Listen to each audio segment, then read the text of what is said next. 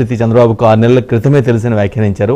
అధికారంలోకి వచ్చి నెల రోజులు కూడా గడవక ముందే ఎన్నికల సమయంలో ఇచ్చిన హామీలను అమలు చేయడం సాధ్యం కాదని, ఆ ఉద్దేశంతోనే ఈ విధంగా ఇండైరెక్ట్గా సన్నాయకులు నొక్కుతున్నారని సజ్జల ఎద్దేవా చేశారు. రాష్ట్ర ఆర్థిక పరిస్థితి ఘోరంగా ఉందని అంటున్నారని, అన్నీ తెలిసి ఆచరణ సాధ్యం కాని హామీలను ఎందుకు ఇచ్చారో అతనే చెప్పాలని, అంటే చంద్రబాబే చెప్పాలని సజ్జల ప్రశ్నిస్తున్నారు. 2014లో అధికారంలోకి వచ్చిన తర్వాత ప్రజలను ఎలా మోసం చేశారో అలాంటి మోసానికి మళ్ళీ శ్రీకారం చుట్టుపోతున్నారని ఆరోపిస్తున్నారు.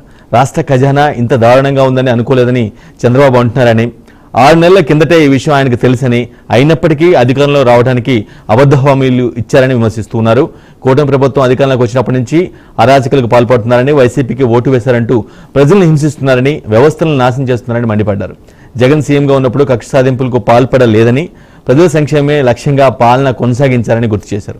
Right, government elections almost result రాకముందు వరకు కూడా చాలా యాక్టివ్గా ఉన్నటువంటి సజ్జల రామకృష్ణారెడ్డి చాలా గ్యాప్ తర్వాత కూటమి ప్రభుత్వంపై ఈ పరోక్షంగా అంటే డైరెక్ట్ విమర్శలు చేయడం జరిగింది.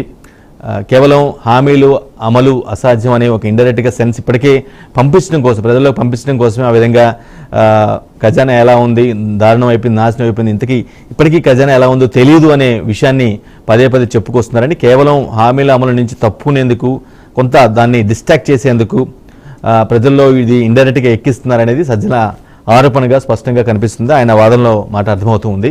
రైట్, అప్పట్లో సకల శాఖ మంత్రిగా కూడా టీడీపీ నేతలు ఆయన విమర్శిస్తుండేవాళ్ళు. ఓటమి తర్వాత, ఫలితాల తర్వాత, ఓటమి తర్వాత పెద్దగా ఆయన కనిపించలేదు.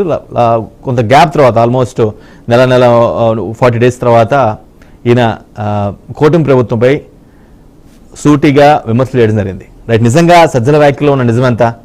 అటువంటి నేపథ్యంలోనే ఖజానా గురించి ప్రస్తావన తెస్తున్నారా? 6 నెలలకు ముందే స్టేట్ సిచ్యువేషన్ గురించి చంద్రబాబుకు ముందుగానే తెలుసా? సో ఈ అంశం పైన మనం చర్చించబోతున్నాం. మనతో పాటుగా టీడీపీ నుంచి బాలగురుస్వామి గారు, అదేవిధంగా ప్రముఖ విశ్లేషకులు కోటేశ్వరరావు గారు, జనసేన నుంచి రాయపూడి వేణు గారు కూడా జాయిన్ అవుతూ ఉంటారు. రైట్, ముందుగా బాలగురుస్వామి గారితో మొదలు పెడదాం. బాలగురుస్వామి గారు, నిజంగా సజ్జల ఆరోపించిన సజ్జల వ్యాఖ్యల్లో చాలా గ్యాప్ తర్వాత ఆయన కొన్ని అలిగేషన్ చేశారు కూటమి ప్రభుత్వం పైన. నిజంగానే మీ పార్టీ అధినేతకి, ప్రస్తుత ముఖ్యమంత్రికి రాష్ట్ర సిచ్యువేషన్ తెలిసి కూడా, దారుణమైన సిచ్యువేషన్లో ఉందని తెలిసి కూడా అన్ని హామీలు ఇచ్చారా వాంటెడ్గానే, అధికారమే లక్ష్యంగా? వెంకట గారు, ముందుగా మీకు ప్యానల్లో ఉన్న పెద్దలకి, బీఆర్కే వీక్షకులకి అందరికి కూడా ధన్యవాదాలు తెలియజేస్తున్నాను. అయితే చంద్రబాబు నాయుడు గారు మాట్లాడిన మాటని వక్రీకరించి మాట్లాడారు సజ్జల రామకృష్ణారెడ్డి గారు. ఎందుకనంటే ఒక ఇంట్లో ఒక ఫ్యామిలీ, ఒక కుటుంబం ఉందంటే వాళ్ళు బయటికి వెళ్ళేటప్పుడు ఇంట్లో ఉన్న సరుకులు కావచ్చు, ఏవైనా సరే కనీసం అడుగు పొడుగైన ఉంటది కదా. కనీసం సన్నాసులు కాపురం చేసినా కూడా అడుగు పొడుగు ఉంటాయి అన్ని, బియ్యం, పప్పులు, దినుసులు అన్ని కూడా. ఏమి లేకుండా ఊడ్చేసి బాలిచ్చి పెట్టారు ఇల్లు. దాన్ని ఉద్దేశించి మాట్లాడారు చంద్రబాబు నాయుడు గారు. దాన్ని ఉద్దేశించే చెప్పారు. ఎందుకనంటే రాష్ట్రం ఇప్పుడు నెక్స్ట్ వాళ్ళ ప్రభుత్వం రాదు, తెలుగుదేశం ప్రభుత్వం ఎన్డీఏ కూటమి వస్తుందని ఆలోచించే లాస్ట్ మినిట్ లో ఖజానాలో ఉన్న డబ్బులన్నీ కూడా వాళ్ళ పార్టీకి చెందిన వ్యక్తులు ఎక్కడైతే కాంట్రాక్ట్ వర్కులు చేశారో, ఎక్కడెక్కడ ఏమేమి వర్కులు చేశారో వాళ్ళకు సంబంధించి వాళ్ళలో కూడా పెద్ద బడా సేట్లకు మాత్రమే డబ్బులు చెల్లించారు ఇల్లు. అంటే ఖజానాలో ₹1 కూడా లేకుండా గుండు సున్నా చేసి ఖాళీ చేసి ఇచ్చారని చెప్పాడు. అంతే తప్పిస్తే సంక్షేమ పథకాలు మేము అమలు చేయలేము అని ఎక్కడా చెప్పలా. ఈ సజ్జల రామకృష్ణారెడ్డి చాలా రోజుల తర్వాత మీడియా ముందుకు వచ్చేసి పాపం ఏం మాట్లాడాలో తెలియకుండా సన్నాయి నొక్కులు నొక్కుతున్నారని మాట్లాడారు. సన్నాయి నొక్కులు ఏమి నొక్కారు మిస్టర్ సజ్జల రామకృష్ణారెడ్డి అని చెప్పి నేను ప్రశ్నిస్తా ఉన్నాను. అంటే మీరు మీడియా ముందుకు వస్తే ఏం ఆరోపణలు చేయడానికి లేక, ఏమీ మాట్లాడటానికి చేతగాక మీరు ఈ విధంగా మాట్లాడుతున్నారు. నేను కూడా చూశాను మీరు మాట్లాడింది. మేము గత ప్రభుత్వంలో సంక్షేమ పథకాలు చేశాము, పేదలు బ్రహ్మాండంగా బతికేదానికి చేశామని చెప్పేసి ఇంకా కొన్ని మాటలు మాట్లాడారు. పేదల నడ్డి విరిసిన ప్రభుత్వం గత వైసీపీ ప్రభుత్వం. మీరు సంక్షేమ పథకాలు కొంతమందికి కొన్ని డబ్బులు ఇచ్చారు, కానీ ఎక్కడా కూడా ప్రతి ఒక్క వస్తువుని ఆకాశాన్ని అంటాయి. పేదల బతికే సిద్ధం చేసిన పార్టీ మీది. ఇంకా మీరు కనీసం ఇంగిత జ్ఞానం లేకుండా ఈ రోజు వచ్చి మాట్లాడుతున్నారు. 1వ తేదీ మీరు ఖజానా గుండు సున్నా చేసి ఖాళీ చేసినా కూడా మీ జన్మలో మీరు ఉద్యోగస్తులకి 1వ తేదీ జీతాలు ఇచ్చిన చరిత్ర లేదు. మీరు చరిత్ర హీనులుగా మిగిలిపోయారు. మీరు పెన్షన్లు కూడా కరెక్ట్ గా పంచకుండా, కానీ ఖజానాలో రూపాయి లేకపోయినా కూడా 1వ తేదీ పెన్షన్లు పెంచాం. ఉద్యోగస్తులకి అది చంద్రబాబు నాయుడు గారి ముందు చూపు విజనరీని వల్ల తెలియజేస్తా ఉన్నాను. బాలకృష్ణ గారు, మీరు చెప్పిన దాంట్లో ఒక ఇంట్రెస్టింగ్ పాయింట్ ఏంటంటే ఖజానా ఖాళీ అయింది, గుండు సున్నా ఉంది, అసలు ఏం లేదని స్పష్టంగా చెప్తున్నారు. అట్ ద సేమ్ టైమ్ మరి చాలా హామీలు ఇచ్చారు. గత ప్రభుత్వం ఇచ్చిన హామీల కంటే చాలా ఎక్కువగానే ఉన్నాయి. మరి ఖాళీగా ఉన్న ఖజానా ద్వారా ఇవన్నీ నిజంగానే సాధ్యమా? జనాలు నమ్మే పరిస్థితి ఉందా నిజంగానే? ఖచ్చితంగా సార్. ఎందుకనంటే సంక్షేమ పథకాలు ఇవ్వాలంటే ఫస్ట్ ఆఫ్ ఆల్ చేయాల్సింది ఏంటంటే ఇన్కమ్ జనరేట్ చేయాలి, ఉద్యోగ కల్పన రావాలి. ఇవన్నీ చేయడం వల్లే మనం చేయగలుగుతాం. 5 సంవత్సరాల తర్వాత ఈ రోజు మీరే చూశారు, ఇరిగేషన్ మంత్రి గారు పట్టిసీమ ద్వారా నీళ్లుని మళ్ళా గోదావరి అమ్మని తీసుకొచ్చేసి కృష్ణాలో కలిపింది. ఈ రోజు వాళ్ళు ఎప్పుడన్నా కూడా ఇలాంటివి చేశారా? ఎందుకనంటే సార్, ఎక్కడైనా సరే ఏ ప్రభుత్వం బాగుండాలన్నా కూడా వ్యవసాయం బాగుంటే అన్ని కూడా బాగుంటాయి సార్. ఎందుకని ఈ మాట చెప్తున్నానంటే, నేను వాటర్ సోర్సెస్ ఉండి వ్యవసాయం జరిగినప్పుడు ఏంటంటే చాలా రకాలుగా కూడా అందరికి అది ప్రతి ఒక్కరికి కూలి చేసుకునే వాళ్ళకి కావచ్చు, వ్యవసాయదారులకు కావచ్చు, పెట్టుబడిదారులకు కావచ్చు, ఈ ఎరువులు విషయాల్లో కావచ్చు, అన్ని విషయాల్లో కూడా. ఎందుకనంటే వ్యవసాయం కరెక్ట్ గా ఉండి వాటర్ ఉన్నప్పుడు, వ్యవసాయం కరెక్ట్ గా చేసినప్పుడు రైతు కూడా అప్పు తీసుకొచ్చైనా పెట్టుబడి పెట్టి ప్రతి ఒక్క విషయంలో కూడా ఆ పెట్టుబడి పెట్టడం వల్ల అన్ని ఆదాయాలు పెరుగుతాయి. వీళ్ళు కనీసం ఏమి చేశారనేది కూడా అందరు చూస్తానే ఉన్నారు. వీళ్ళు ఎక్కడన్నా మనం 74% కట్టిన పోలవరాన్ని పూర్తి చేయని చేతగాని వ్యక్తులు వీళ్ళు. పట్టిసీమ ద్వారా చీనీకాయలకి పులివెందులకు కూడా నీళ్ళు ఇచ్చున్నారు మన చంద్రబాబు నాయుడు గారు. వీళ్ళు రాష్ట్రంలో చేసింది ఏంటంటే అన్ని కూడా అక్రమాలు, అరాచకాలు, దందాలు, దోపిడీలు అన్ని కూడా చూడండి. ఈ రోజు నేపాల్లో కూడా పెద్దిరెడ్డికి సంబంధించిన లారీలు ఎర్రచందనం పట్టుబడిపోయి ఉన్నాయి. వీళ్ళు అడ్మినిస్ట్రేషన్ అనేది గాలికి వదిలేశారు. ఎక్కడైనా సరే పెట్టుబడులు ఆంధ్రప్రదేశ్ కి రావడానికి కూడా భయపడిపోయారు. ఎందుకనంటే ఈ రాష్ట్రంలో వచ్చి ఎక్కడైనా పెట్టుబడి పెట్టాలి అని అంటే ఫస్ట్ వీళ్ళకి ట్యాక్స్ కట్టాలి, జే ట్యాక్స్ కట్టాలి. ఆ జే ట్యాక్స్ కట్టాలి కాబట్టి అందరూ భయపడి ఎక్కడా కూడా ఇక్కడ పెట్టుబడిదారులు రాలేదు. ఒకసారి ఆలోచించండి. ఎందుకంటే మన లాస్ట్ లో కూడా ఎలక్షన్స్ జరిగిపోయిన తర్వాత దానికి ముందు కూడా మన జగన్మోహన్ రెడ్డి ఇంగ్లాండ్కి వెళ్ళాలంటే ఇక్కడ బయలుదేరిన ఫ్లైట్ ఎటు వెళ్ళింది? తెల్లవారుజామున అక్కడ దిగటానికి లేదని చెప్పేసి పక్క కంట్రీలోకి వెళ్ళి వీళ్ళు అక్కడ ఏ రాజకార్యాలు చేశారు. ఎందుకనంటే వీళ్ళ వికృత శాస్త్రాలకి రాష్ట్రం సర్వనాశనం అయిపోయింది. ఈ రాష్ట్రంలో, ఈ దేశంలో రాజధాని లేని రాష్ట్రంగా మార్చారు వీళ్ళు.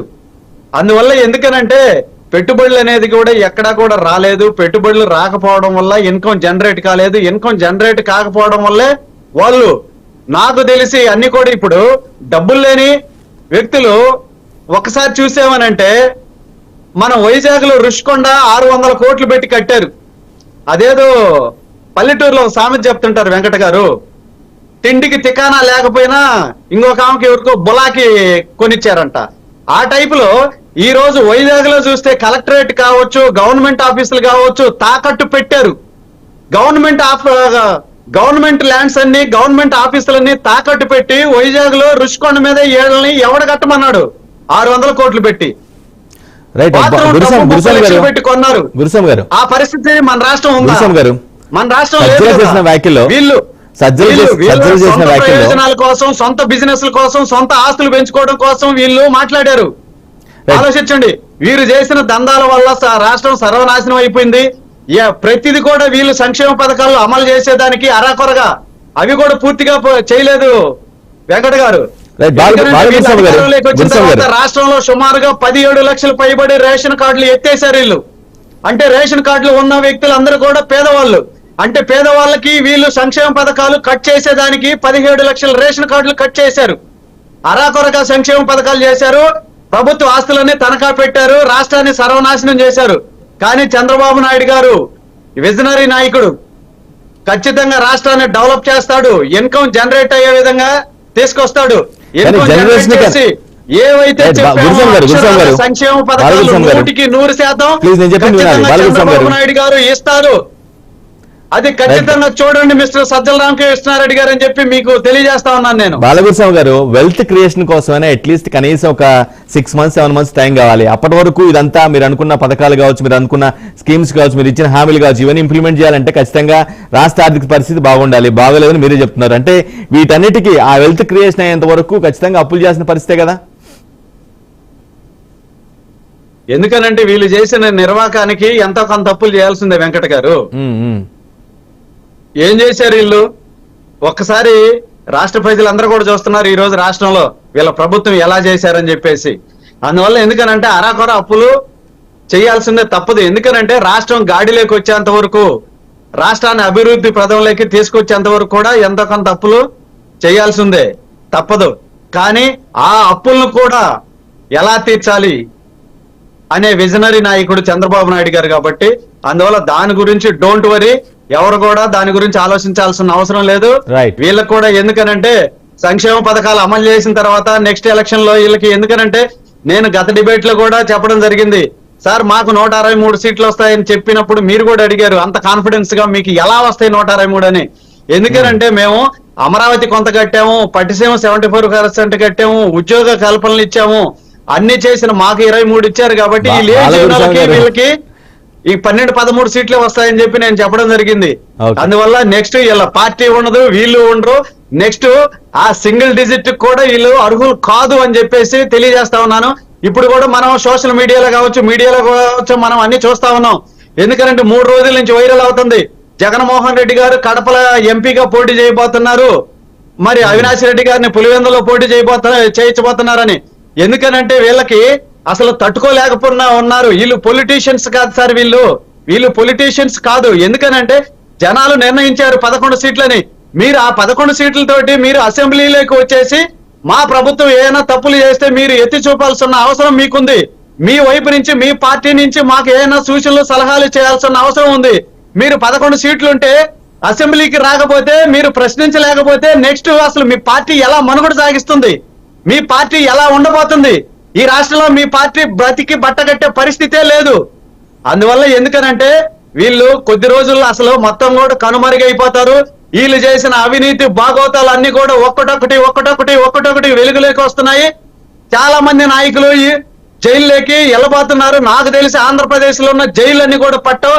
కొంతమంది నాయకులను అయితే నాకు తెలిసి తిహార్ జైలుకి కూడా పంపించే పరిస్థితులు ఉన్నాయి, అండమాన్ జైలుకి, తిహార్ జైలుకి. అందువల్ల వీళ్ళు పార్టీ మూసేసుకునే పరిస్థితి ఉంది.